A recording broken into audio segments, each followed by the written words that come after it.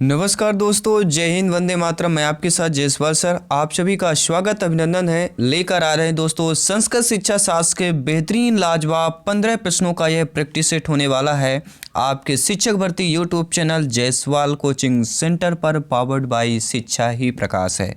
साथियों, शिक्षा शास्त्र संस्कृत पेडागॉजी का पहला प्रैक्टिस सेट आपकी भाषा में, संस्कृत भाषा में लेकर आ रहे हैं और पहला यह प्रैक्टिस सेट है।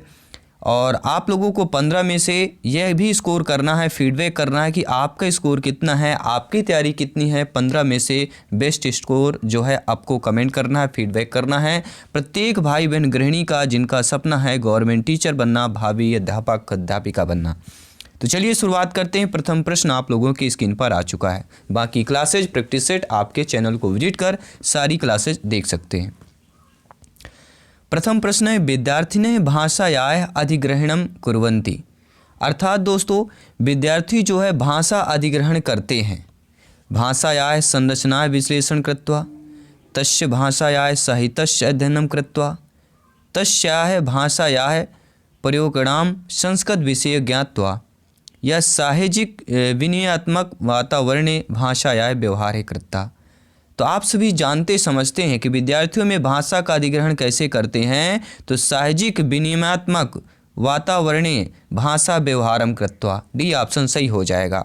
अर्थात साथियों, विद्यार्थी भाषा का अधिग्रहण सहज एवं भाषा का आदान प्रदान करके ऐसे वातावरण में व्यवहार करके सीखते हैं। किसकी बात करेंगे, आप लोग समझ गए होंगे।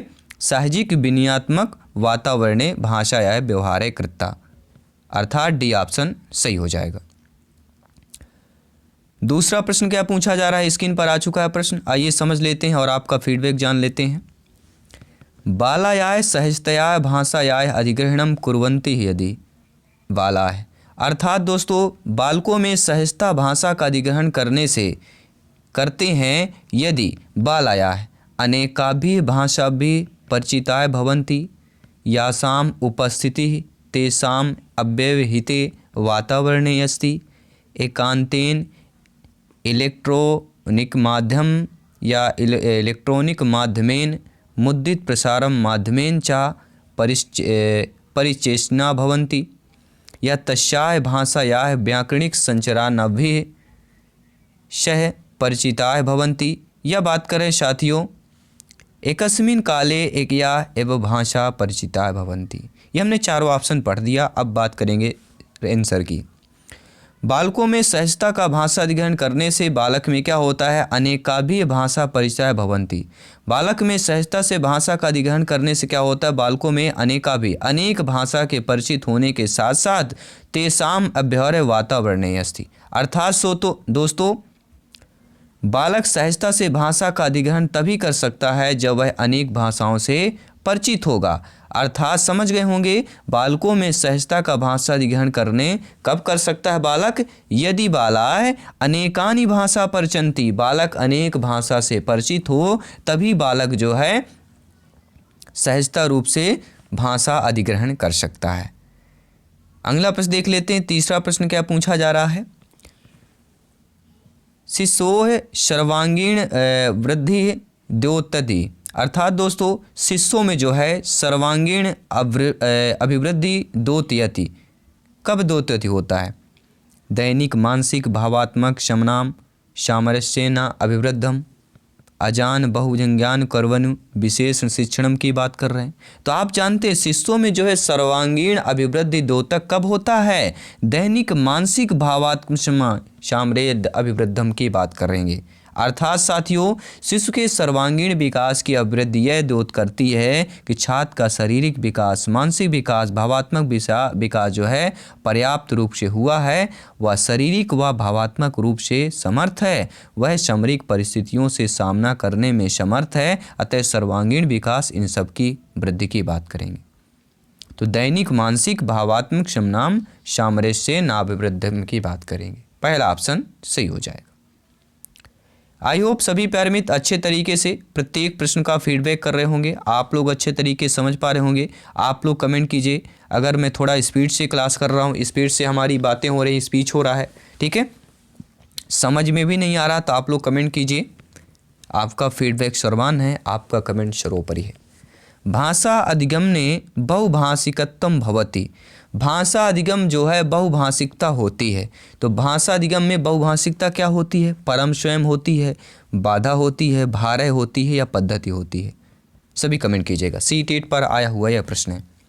भाषा अधिगमने बहुभाषिक तत्वम भवति। भाषा अधिगमने बहुभाषक में क्या होती है? एक भार होती है, भार के समान होता है। अर्थात भाषा के सीखने में अतिभाविकता या बहुभाषिकता अनेक भाषाएं जो हैं बाधा उत्पन्न करती हैं, इसलिए आपका बाधा भी ऑप्शन सही हो जाएगा। पांचवा प्रश्न है छात्राय भाषाम अधिग्रहंतिम एवं। अर्थात साथियों भाषा संचरण विश्लेषणेन भाषा साहित्यम अध्ययन तस्याय भाषायाः वाग्मिना विषये ज्ञान प्रत्याय सहजानतैः क्रिया परिसरे भाषो उपयोगेन की बात कर रहे हैं। तो छात्रों में जो है भाषा अधिग्रहण कब हो सकता है? भाषा साहित्यम अध्ययन की बात करेंगे। अर्थात साथियों छात्रों में भाषाओं का अधिग्रहण करते हैं एवं भाषा साहित्य के अध्ययन के लिए भी भाषाओं का अधिग्रहण करते हैं। एवं मतलब और हम पढ़ते ना हिंदी में और, तो छात्रों में भाषा अधिग्रहण के साथ साथ और क्या होता है? भाषा साहित्यम अध्ययन। तो बी ऑप्शन सही हो जाएगा। अगला प्रश्न है भाषा अर्जनेन संबद्धम अस्ति। भाषा जो अर्जन है संबंधित होता है। व्याकरण संबद्ध अवबोधनम विश्लेषणम चा। भाषा परिवेश निर्माण सहज भाषा अधिग्रहणम। बिल्कुल सही बात है। भाषा अर्जन जो संबंधित होता है आपके भाषा परिवेश निर्माण के साथ साथ सहज भाषा अधिग्रहण से संबंधित होता है। बी ऑप्शन की बात करेंगे। भाषा अर्जन के लिए भाषा परिवेश निर्माण से सरल भाषा अधिग्रहण आवश्यक होता है, इसलिए सहज भाषा समझने में सरल होती है। तो साथियों बी ऑप्शन सही हो जाएगा। कोई भी डाउट हो कमेंट करें, फीडबैक करें, क्योंकि आपका कमेंट सर्वोपरि है, आपका फीडबैक सर्वमान्य है। साथियों 7वां प्रश्न आप लोगों की स्क्रीन पर आ चुका है। भाषा अर्जन दृष्ट्वा असम्यक परिवेशेण अभिप्राय अस्ति। भाषा अर्जन के दृष्टि से असम्यक परिवेश से अभिप्राय क्या होता है? लक्ष्य भाषा प्रयोगे न कृते। असम्यक परिवेश अगर है आपका तो लक्ष्य भाषा का प्रयोग न कर पाएंगे। यदा कदा अनुवादस्य अपि सहायम स्वीकृति। कभी कभी जो है अनुवाद में सहायता स्वीकृति मिल जाती है या सहायता करता है। या कक्षायाम सत्राय अपि सक्रियाय भवन्ति। या लक्ष्य भाषा पाठन समय मातृभाषाय प्रयोग है यदा कदा क्रियते।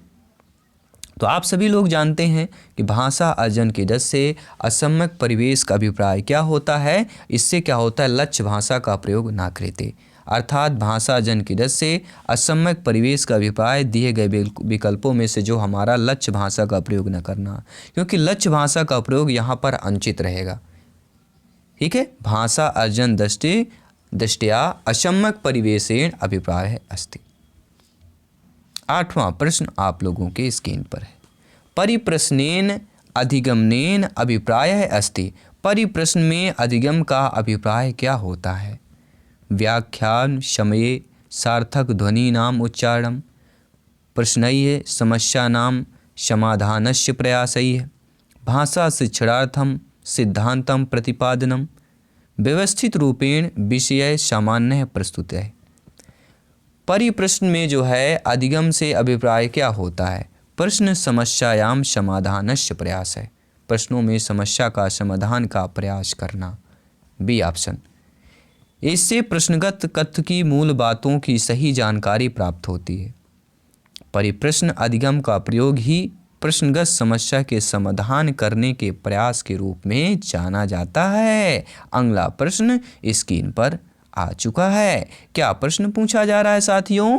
भाषा शिक्षणार्थम महत्वपूर्ण अवस्था अस्ति। भाषा शिक्षार्थ में महत्वपूर्ण अवस्था होती है।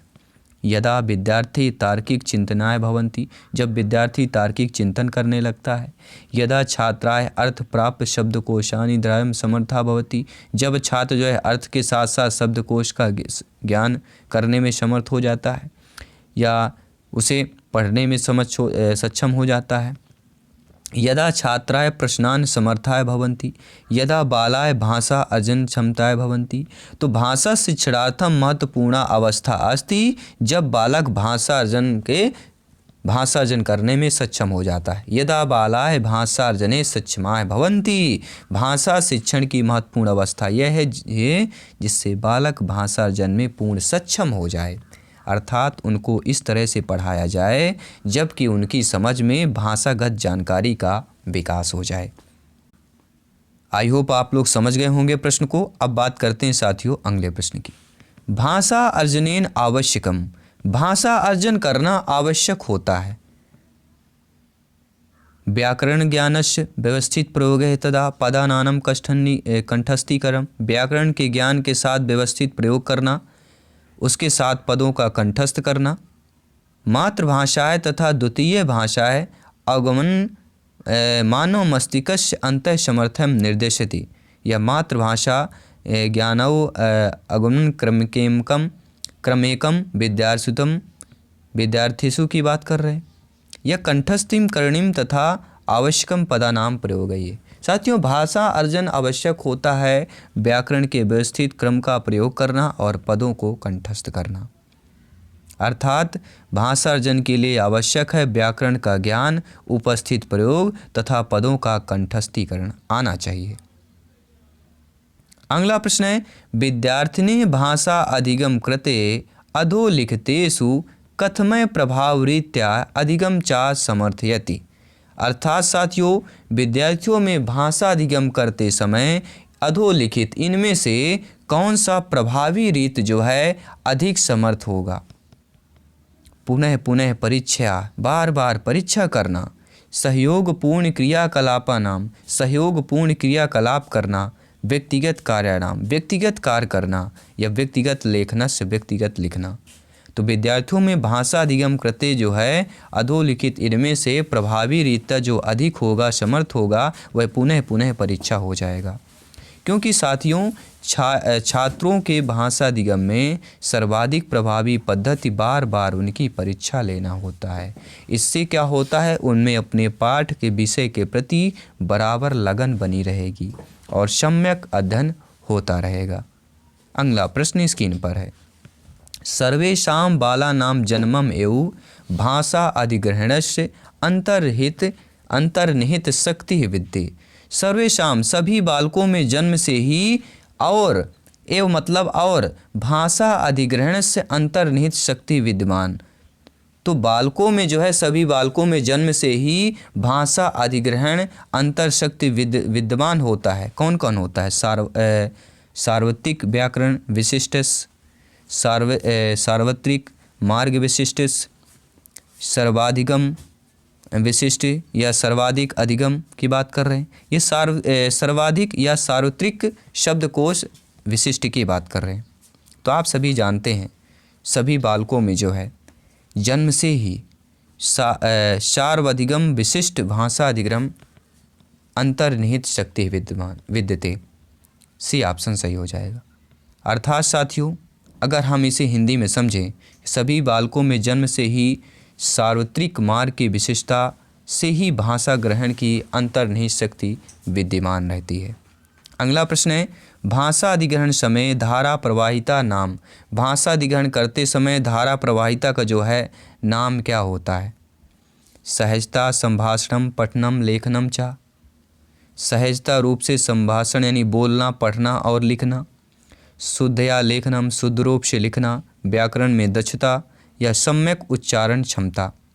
तो भाषा अधिग्रहण समय में धारा प्रवाहिता को क्या नाम कह सकते हैं? सहजता, संभाषण, सहज रूप से बोलना, पढ़ना और लिखना हो जाएगा। पहला ऑप्शन सही हो जाएगा। 2 प्रश्न और है, इस प्रैक्टिस सेट की बात करेंगे। 15 बेहतरीन लाजवाब आपके क्वेश्चन रहेंगे जैसे आपके एग्जाम पर आते हैं। 15 पेडागोजी शिक्षा शास्त्र के प्रश्न आते हैं और 15 जो है अपठित पद्यांश गद्यांश के आते हैं। 8 और 7 करके आते हैं। ये 7 या 8 प्रश्न, ठीक है। एक में 7, एक में 8 प्रश्न आएंगे। कुछ ग्रामर के प्रश्न आएंगे, कुछ उन्हीं में से पूछे जाते हैं। कविता पठनस्य उद्देश्यम अस्ति। कविताओं को पढ़ने का उद्देश्य क्या होता है? यह कविता पढ़ने का उद्देश्य है। अनुभूतीनाम विचारणाम चा बोधई, अनुभूति के साथ साथ विचारणों का बोध करना। धारा प्रवाहस्य शुद्धता चा विकास है, धारा प्रवाहिता के साथ शुद्धता के और विकास करना। कविता या कंठस्थी करना, कविता का कंठस्थ करना या उच्चारण विकास ही है। तो कविता के पढ़ने का उद्देश्य है अनुभूति नाम विचारणम चा बोधई, अनुभूति के साथ साथ अर्थात भाव विभाव तथा संचारी भावों का उद्वेगित होना, ये सभी कविता पठन के उद्देश्य के अंतर्गत आते हैं। अर्थात कविता पठन का उद्देश्य अनुभूतों और विचारों को उद्देश्य होता है। 15वां प्रश्न है भाषा अधिग्रहण ग्रहणयों, भाषा अधिगम अधिग्रहणयों लैंग्वेज लर्निंग एंड एक्विजिशंस मध्य का भेद है। तो भाषा अधिगम और अधिग्रहण में क्या भेद होता है? उभये अधिगम अधिग्रहण सहजिकः, उभये अधिगम अधिग्रहण प्रयासजन्य, अधिगम प्रयासजन्य अधिग्रहणम साहिजिकम, अधिग्रहणम प्रयासजन्यम अधिगम है साहिजिक की बात कर रहे हैं। तो भाषा अधिगम और अधिग्रहण में जो भेद होता है वह अधिगम प्रयासजन्य होता है और अधिग्रहण उसकी सहायक होती है। अर्थात भाषा अधिगम और भाषा अधिग्रहण दोनों के बीच किंचित भेद है, नाम मात्र का भेद है। भाषा अधिगम प्रयास का जनक कहलाती है और भाषा अधिग्रहण सहजता अर्थात स्वाभाविकता ही जनक कहलाती है। भाषा अधिगम भाषा का मूल अध्ययन ज्ञान है तथा भाषा अधिग्रहण भाषा का पारिवारिक परिवेश से संबंधित है। हम यह भी कह सकते हैं यदि भाषा अधिगम के लिए भाषा का जनक भाव है तो भाषा अधिग्रहण भाषा का जन्य भाव है। आइए मॉक क्वेश्चन लेकर आए हैं आपके 15 पेडागोजी के साथ साथ एक मॉक क्वेश्चन आपके लिए लाकर आए हैं। संस्कृत शिक्षा शास्त्र में भी मॉक क्वेश्चन करेंगे और इस मॉक क्वेश्चन का आंसर नेक्स्ट प्रैक्टिस सेट के पहले क्वेश्चन के रूप में आएगा। भाषा अर्जन समय नाम, लैंग्वेज विक्वेशंस की बात करेंगे तो भाषा अर्जन के समय नाम क्या हो सकता है? व्याकरणस्य विश्लेषण बोधार्थम व्यवस्थिता एका पद्धति, मानवगत सहन सहज प्रतिभायाय कारणेन भाषाय अध्ययनार्थम एका प्रक्रिया, केवलम जो है या केवल आवश्यक शब्दावल्य प्रयोग, केवल आवश्यक शब्दों का प्रयोग करना। तादृश्य वातावरणस्य निर्माण यस्मिन् बालकाः मातृभाषा अध्ययनम कुर्युः। अर्थात 4 ऑप्शन दिए गए, 4 में से एक चूज करना है और ये हमने जो संस्कृत शिक्षा शास्त्र पेडागोजी के 15 प्रश्न किए हैं, 15 में से आप लोगों का फीडबैक क्या है, आप लोगों के स्कोर क्या है जरूर कमेंट कीजिए क्योंकि यहाँ पर सिलेक्शन स्लो पर ही है और संस्कृत में 30 में से 28 प्लस का स्कोर करना है तो आने वाले प्रत्येक प्रैक्टिस सेट इंपॉर्टेंट है और आउट ऑफ 150 में से 125 प्लस का स्कोर करना है तो प्रत्येक क्लास का सेशन, प्रत्येक प्रैक्टिस सेट, प्रत्येक मॉडल पेपर इंपॉर्टेंट है। सारे प्रैक्टिस सेट मॉडल पेपर आपको मिल जाएंगे। चैनल को विजिट करें और आपने अभी तक भी सब्सक्राइब नहीं किया सब्सक्राइब करें ताकि लेटेस्ट नोटिफिकेशन आपको मिलता रहे हर एक क्लास का, क्योंकि काफ़ी सारे आपके कमेंट आते रहते हैं, ठीक है, हज़ारों की संख्या में कमेंट आते हैं कि सर हमें नोटिफिकेशन प्राप्त नहीं होता। तो ये हमारी गलती नहीं साथियों, या नोटिफिकेशन ऑन कीजिए फिर या फिर यूट्यूब की कुछ गलती होती है क्योंकि इसमें हमारा हाथ कुछ भी नहीं होता है, ठीक है। तो शाम को जब भी 7 या 7:30 बजे आपको चैनल विजिट करें या जब भी आपको फ्री टाइम मिले कि अब हमें एजुकेशन करना है, पढ़ना है, ठीक है, घरों के काम से या अन्य काम से जब भी फ्री हो तो जाइए यूट्यूब पर चैनल को विजिट कीजिए। अपने जो भी आपको सब्जेक्ट हो, कठिन लगे सरल लगे, जो भी मन लगे पढ़ने का पढ़िए और अपनी तैयारी को बेस्ट के साथ साथ प्रिपरेशन कीजिए और एग्ज़ाम फतह कीजिए। मैं आपके साथ जयसवाल सर, जल्द मिलता हूँ नेक्स्ट क्लास पर। सभी मित्रों को जय हिंद, वंदे मातरम, धन्यवाद सभी का।